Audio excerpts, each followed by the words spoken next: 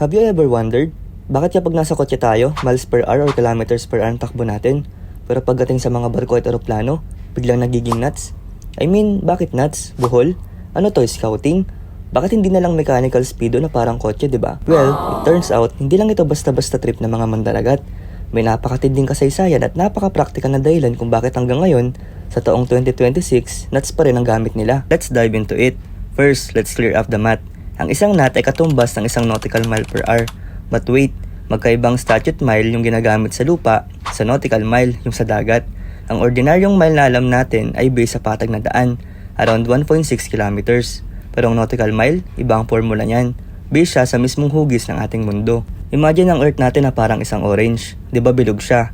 Kung hihiwain mo ang Earth sa gitna, makakakuha ka ng isang malaking circle na may 360 degrees. Now, i-divide mong bawat degree sa 60 smaller parts. Ang tawag sa bawat part ay 1 minute of arc at ang haba ng isang minute of arc na yan sa ibabaw ng mundo, yan mismo ang isang nautical mile or roughly 1.85 kilometers. Why this matters? Dahil ang mga kapitan ng barko ay nagnanavigate gamit ang lines of latitude and longitude sa mapa. Napakadaling mag-compute kung nuts ang gamit mo. 1 nautical mile per hour equals 1 minute of latitude per hour, ma-reading made easy. Kung MPH ang gagamitin mo, sasakit na ang ulo mo sa decimal at conversion. Pero teka, bakit nga ba tinawag na nuts? As in buhol? Time travel muna tayo, back to the 16th century, nung wala pang GPS, digital sensors, o kahit man lang kuryente. Paano sinusukat ng mga lumang seafarers ang bilis nila sa gitna ng malawak na karagatan? Ginagamit nila ang tinatawag na common log system.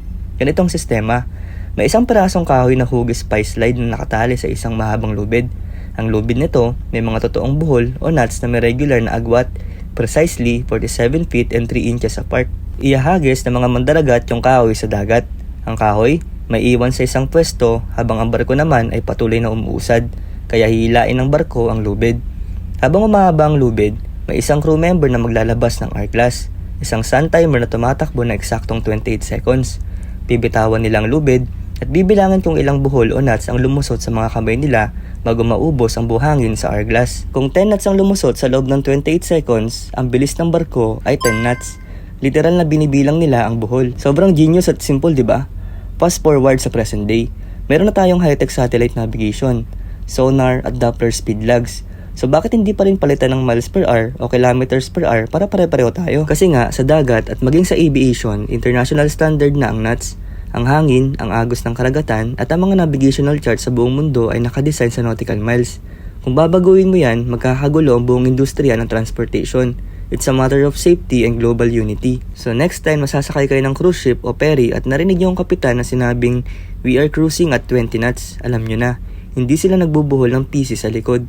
Pinapahalagaan lang nila ang geometry ng mundo at ang tradisyon ng mga naunang seafarers. At yan ang kwento sa likod ng nuts. So before this video ends, just want to take a moment to give a huge shout out to Miss Charilu. Hello ma'am, kung may natutunan ka ngayong araw, don't forget to hit like, share mo na rin sa friends mo, and or follow mo na rin tong FB ko for more cool facts like this. Stay curious at ingat sa mga susunod mong biyahe. Keep safe and God bless.